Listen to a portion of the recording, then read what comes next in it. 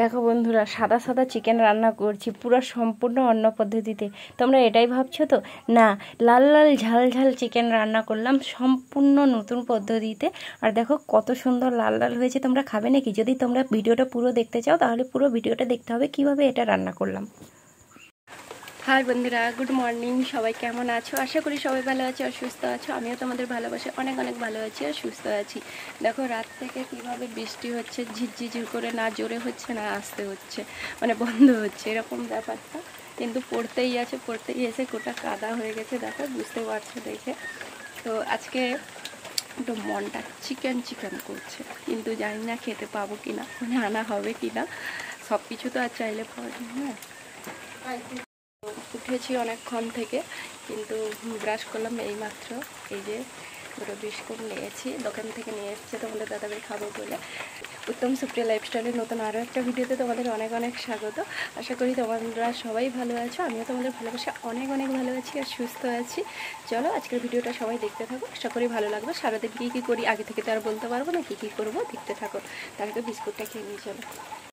দোকানের বিস্কুট, কিন্তু বিস্কুটটা খুবই টেস্ট বন্ধুরা। পুরো যেন সেই কেমন বলবো, মানে না খেলে বোঝাতে পারবো না এটা একটা কিসের যে টেস্ট আমি বোঝাতে পারছি না। অনেকদিন আগে এরকম একটা বিস্কুট খেয়েছিলাম, তো বিস্কুটটা খুবই সুন্দর টেস্ট, ওই জন্য খেয়ে নিচ্ছি। দারুণ লাগছে বিস্কুটটা, আর বৃষ্টির ওয়েদারে আরও ভালো লাগছে। চলো খেয়ে নিই, স্নান টান করি, তারপর ক্যামেরার সামনে। বিস্কুট খেয়ে দেখো সোজা রান্নাঘরে চলে এসেছি সবজি কাটতে। তার কারণ হচ্ছে বৃষ্টি হচ্ছে, স্নান করতে পারছি না, তো রান্না করতে দেরি হয়ে যাবে। সে কারণে একেবারে রান্নাঘরে এসে সবজি কাটছি। আর তোমাদের দাদাভাইকে একটু চিকেন আনতে বলেছি, অনেক দিন চিকেন খাওয়া হয় না, কারণ পক্স হচ্ছে আমার মেয়ের সবার হলো, তো তাই মাংস খাওয়া হয়নি। এই কারণে মনটা চিকেন চিকেন করছে, আর এমনিতে বৃষ্টিও হচ্ছে, তার জন্য বললাম তোমাদের দাদাভাইকে একটু চিকেন নিয়ে আসতে।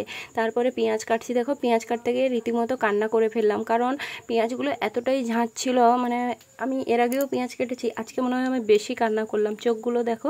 আর কি করলে পেঁয়াজে ঝাঁজ লাগবে না, আমাকে একটু তোমরা জানলে বলো তো। পেঁয়াজ কাটতে গেলেই আমার এরকম কান্না হয়, বিশেষ করে চিকেনের যখন পেঁয়াজ কাটতে যাই তখনই এরকম আমার ঝাঁজ লাগে আর খুব কষ্ট হয়, কান্না পায়, জানো তো। তো আমার সবজি কাটা শেষ, তোমাদের দাদাভাই চিকেন নিয়ে চলে এসছে আর মাংসগুলো ধুয়ে দিয়েছে। আমি কোনোদিন সত্যি কথা মাংস ধুই না, মাংস ধুলে আমি খেতে পারবো না। আর আমার জন্য কিন্তু পা নিয়ে এসছে। পা আমার ফেভারিট যে কোনো মাংসর, মানে মুরগি মাংসর, চিকেনের আর কি। তো তোমাদের দাদাভাই বললো একটু তেল দাও, একটু নুন দাও, নুন আর তেল দিয়ে মাখিয়ে দিয়ে যাচ্ছে, কারণ এটা মুরগির ভেতরে ঢুকবে। আর আমি ততক্ষণে সবজিগুলো কেটে নিয়েছি, এবারে স্নান টান করে চলে আসবো। আর তোমাদের দাদাভাই ভালো করে এরকম মানে দাবিয়ে দিল। এমনিতে অনেক সময় আমাদের ঘরে মশলা মাখিয়েও রাখা হয় ম্যাগনেট করে, কিন্তু আজকে একটু অন্যভাবে রান্না করব, তার জন্য বললাম তুমি শুধু নুন আর একটু তেল মাখিয়ে দিয়ে চলে যাও। তো তোমাদের দাদাভাই চলে গেছে, আমি স্নান টান করে একেবারে রান্নাঘরে চলে এসেছি। দেখো প্রথমে সরষার তেল দিয়ে দিচ্ছি, আজকে সরষার তেলেই মাংসটা রান্না করব। তারপরে 3টা শুকনো লঙ্কা পুরো এরকম গোটা গোটা দিয়ে দিচ্ছি, একটু ফোড়ন দিয়ে ভাজা ভাজা করে নিয়েছি, আর একটু চিনি দিয়েছি যাতে তরকারিটা লাল হয়। তারপরে পেঁয়াজগুলো দিয়ে দিলাম, পেঁয়াজগুলো ভাজা ভাজা হোক, তখন আমি চলো কি রান্না করেছি দেখাই। আজকে মাংস করেছি, তাই কোনো অন্যান্য তরকারি করিনি। মাংসর সঙ্গে করেছি আলু, হচ্ছে পটল ভাজা, আর হচ্ছে কুঁদরি ভাজা, কলা ভাজা করেছি। আর এখানে দেখো পেঁয়াজটা অনেক ভাজা ভাজা হয়ে গেছে, পেঁয়াজটা একটু লালচে করে ভাজা হবে, তারপরে মাংস দেবো। আজকে অন্যভাবে রান্না করব। তো পেঁয়াজটা ভাজা হয়ে গেছে, মাংসটা দিয়ে দিয়েছি। এবারে মাংসটাকে নাড়াচাড়া করব আর একটু ঢাকা দিয়ে দেবো। ঢাকা দিয়ে দিয়ে আজকে মাংসটা রান্না করব খুব সুন্দর করে। মানে একবার এই স্টাইলে করেছিলাম, খেতে খুব ভালো হয়েছিল। তো আজকে যেহেতু প্রথমবার তোমাদের সঙ্গে শেয়ার করছি, তাই বললাম যে প্রথমবার নতুন স্টাইলে রান্না করছি, তোমরা কিন্তু কিছু খারাপ ভাবো না। দেখো আমি ভালো করে নাড়াচাড়া করে দিয়েছি, আর এভাবে বারবার নাড়াচাড়া করলে না দেখবে ভাজা ভাজা হয়ে যাবে, খেতেও খুব সুন্দর লাগবে। তো আমি বারবার মানে নাড়াচাড়া করে ঢাকা দিয়ে দিয়েছিলাম। এরপর দেখো ঢাকা খুলে দেখি এভাবে জল বেরিয়েছে। এই আঁশটে জলটাকে আগে মেরে নেব, তারপরে কিন্তু মশলা করব, ওই জন্য বারবার নাড়াচাড়া করবো আর বারবার ঢাকা দেবো। তো দেখো বেশ সুন্দর করে জলটা বেরিয়ে গেছে।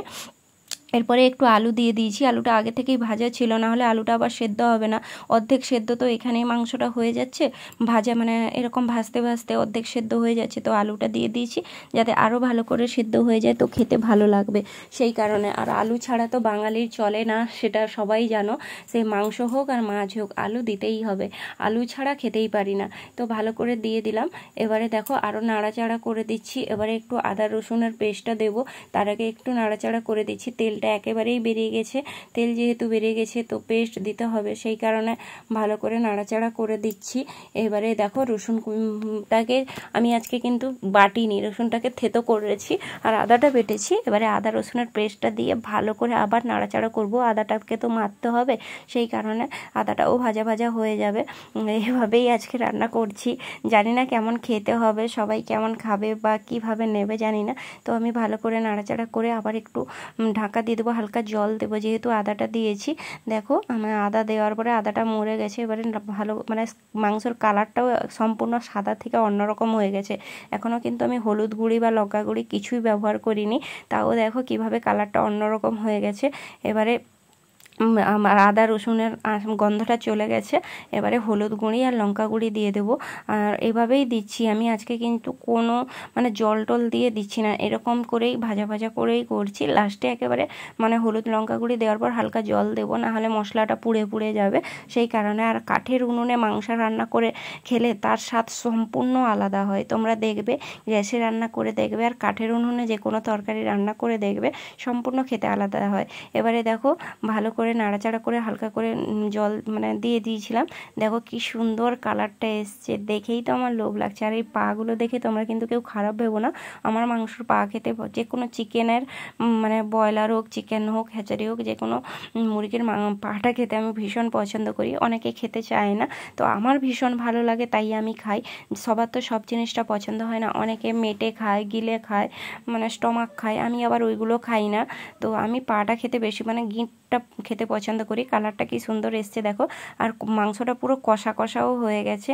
আমার তো যখন এডিট করছি, ভিডিও আগে করেছি, এডিটটা পরে করছি, তখন আবার লোভ লাগছে, বিশ্বাস করো।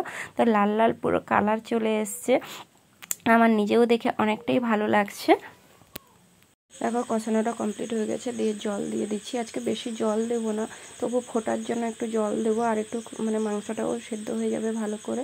আর এটা দেশি মুরগি তো একটু সেদ্ধ হতে সময় লাগে, তো বেশি আর জল দিলাম না, এরকমই দিলাম। এবারে একটু ঢাকা দিয়ে ভালো করে ফুটিয়ে নেব, তাহলেই আমার চিকেন রান্না কমপ্লিট হয়ে যাবে। আর এরকম রান্না করলে ছোট থেকে বড় সবাই খেতে পারবে, মানে বয়স্ক থেকে বাচ্চা সবাই খেতে পারবে। দেখো অলরেডি ফুটটা চলে এসছে, আমি ঢাকা দিয়ে দিলাম। এবারে টকবক করে ফুটে উঠেছে। আর মাংসটা দেখতে কেমন লাগছে তোমরা জানিও। আর ধোঁয়া হয় তো, উনুনের জ্বালনে ধোঁয়া হয়, সেই কারণে একটু ধোঁয়া ধোঁয়া থাকে, কি করব বলো, সবটাই মিলিয়ে মিশে খেতে হয়, আমাদেরকে থাকতে হয় গ্রামের দিকে। এই দেখো লাল লাল ঝাল ঝাল ঝোল নিয়ে তোমাদের সামনে রাজি হলাম। কেমন লাগছে বলো বন্ধুরা, দেখে তো আমার তো লোভ লাগছে। আমি যখন সত্যি বলছি এডিট করছি, আমার মনে হচ্ছে এখন থাকলে বোধহয় ভালো হতো। আর ভীষণ সত্যি আজকে রান্নাটা খুব ভালো হয়েছিল, সবাই খেয়ে বলেছে ভীষণ ভীষণ ভালো হয়েছে। এবারে মা দেখো গামলা নিয়ে বসে পড়েছে, কারণ তোমাদের দাদাভাই ভাত নিয়ে চলে গেছে, আমি দিতে যাইনি। আজকে তোমাদের দাদাভাই নিয়ে গেছে, বৃষ্টি হচ্ছে বলে, বাচ্চা কম এসছে স্কুলে, তো ও খাবার নিয়ে চলে গেছে। আর এখানে মা বাটিতে করে বাড়ছে কার জন্য কী দেবে, আর আমি গিঁট গিঁট খাই বলে আমাকে আগে দিয়ে দিচ্ছে, ওই জন্য দেখো। তো আমি খেয়ে নিই, আর তোমরাও খেয়ে নাও, তোমরাও দুপুরের খাবারটা খেয়ে নাও তাড়াতাড়ি করে। মা এখানে দিয়ে দিয়েছে আর আমি মেয়েকে খাওয়াচ্ছি। দেখো আমার মেয়ে ফোন দেখতে দেখতে ভাত খাচ্ছে, আর আমার মেয়েও আজকে মাংস পেয়ে খুবই খুশি, কত রকম নিয়ে খেতে বসেছি। দেখো মা এখানে খেয়ে নিচ্ছে, সবাই খেয়ে নিচ্ছি, তোমরাও খেয়ে নিও। আর দেখো আমি ঠ্যাং খাচ্ছি, মাংসের ঠ্যাং খাচ্ছি। আর মাংসটা আজকে ভীষণ ভালো হয়েছিল, বিশ্বাস করো, মানে নিজে রান্না করেছি বলে বলছি না, সত্যি খুব অসাধারণ হয়েছিল। আর খেতেও খুব ভালো লেগেছিলো। এই যে মুরগির ঠ্যাং খেতে কে কে ভালোবাসো আমাকে কিন্তু জানিও, আমার তো ভীষণ ভালো লাগে। আজকের ভিডিওটা এই পর্যন্ত, তোমরাও সবাই দুপুরের খাবার খেয়ে নাও, দেখা হবে অন্য কোনো ভিডিওতে। আজকের মতো টাটা, সবাই ভালো থেকো, সুস্থ থেকো, আর আমাকে অনেক অনেক ভালোবাসা দিও। যেভাবে ভালোবাসা দিচ্ছ এভাবে দিতে থাকো, আমি আস্তে আস্তে উপরে উঠবো, একদিনও বড় হতে চাই না। সবাই ভালো থেকো, টাটা।